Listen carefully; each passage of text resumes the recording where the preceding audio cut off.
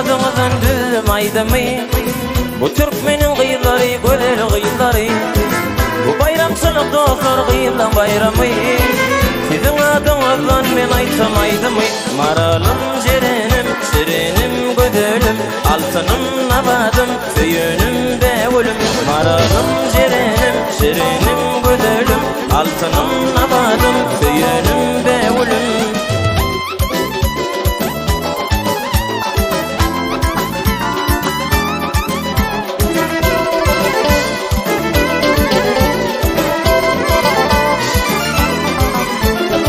Vasfını yazsam men güzel kıyılarım. Yigitleri uğruna yakan nerlerin. Bir bakan yerden jadı gözlerin.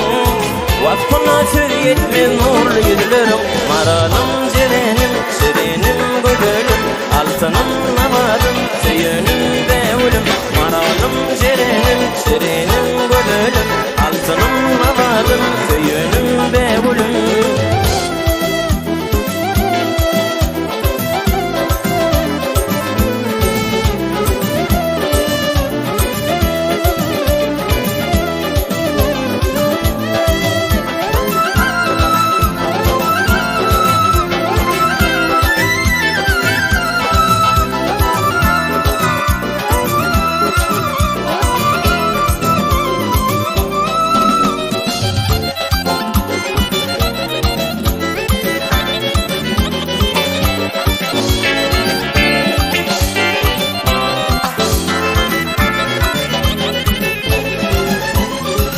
Gökçedir ovası, jerenim jorası.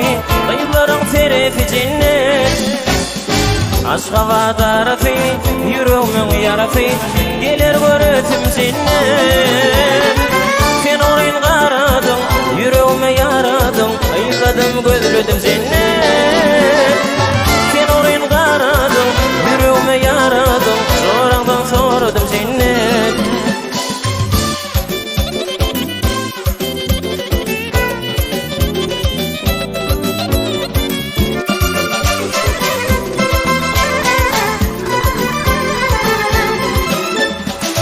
Aşığın min nuri, baran yerim guri. Şekerin zarın cennet. Aşık xaridari, olma özgen yari. Bereyin barım cennet. Sen orayın qaradın, yüreğime yaradın. Ayladım gözlüdüm cennet. Sen orayın qaradın, yüreğime yaradın. Sorangdan sordum cennet.